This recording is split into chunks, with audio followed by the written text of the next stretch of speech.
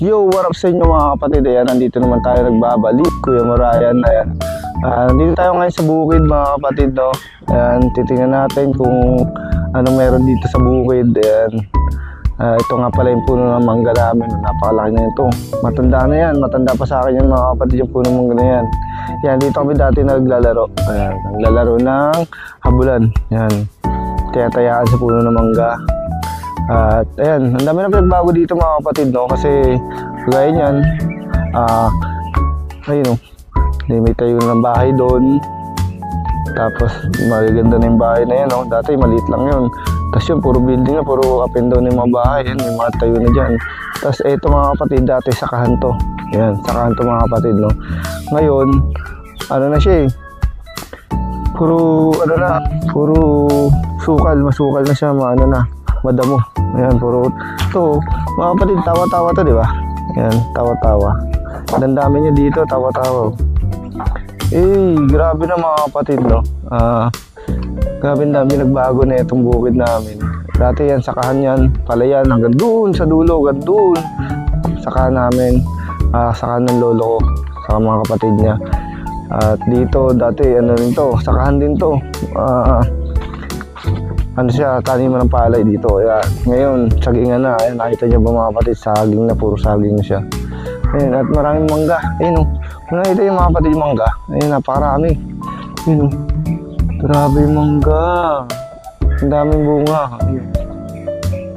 Ayan, pag laki-laki yung mangga, nabus na rin yan. Ubus na yung mangga na yan, pag laki-laki niyan. Mga dumadaan dito, maraming dumadaan dito mga kapatid, iba-iba. Ibang tao yung mamaya, pitas na lang dyan, pitas na lang dyan. Dito naman kasi yung mangga, parang siguro mga taga rito rin kasi kami, kaya parang sawa-sawa na rin sa mangga. Minsan kumakain, minsan tinatamad na kumain, sawa-sawa na. Pero yung mga dayo, yung mga bago pa lang din sa lugar namin, sabik sa mga ganyang prutas dyan. Although maraming prutas dito sa lugar namin, maraming puno, iba-iba yung puno, iba-iba yung prutas. Yan, sabik sila kumain ng mga prutas. Kaya yan, hindi naman siya pinagdadamot. Basta manghingi ka lang, mababait naman yung mga tao dito sa amin, yung mga kamag-anak ko, yung mga tito-tita ko. Mababait naman, basta manghingi ka lang. Huwag kang basta-basta kukuha kasi yari ka, babigla ka na ng barilin dito. Hindi naman, baka papagalitan ka lang kasi syempre, tanim nila yon. Kailangan natin manghingi kung gusto natin kumain o gusto natin ng ganong prutas. So nag-crave tayo sa mga ganong prutas. Ayan, ayun, yung saging, kagaya ng saging, napakaraming saging mga kapatid. Ito yung saging, ang dami saging, ang dami rin bunga. Yan, pag lumaki-laki na yung saging na yan, wala na rin yan. Titibain na rin yun ng mga makakita. Yan, sabi yung ano dito, ayun yung bata, nagpapalipad ng saranggola. Nakikita niyo mga kapatid.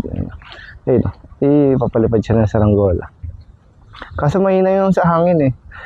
Yan, uso ngayon mga kapatid yung saranggola. Kaso dito sa bukid namin, mahirap mag saranggola na ngayon kasi tingnan niyo mga kapatid, marami na siyang marami siyang damo, makati na sa paa. Kaya mahirap na mapagpalipad. Pero kung magbota ka, pwede yan, magbobota ka. Kapag papalipad ka, magbobota ka, pwede.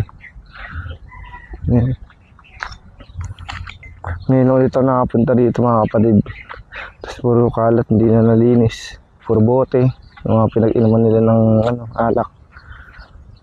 Hey! Ayun, may charger dito. Kaso nabasa na to, ilang beses na naulan na eh. Wala na yan, sira na.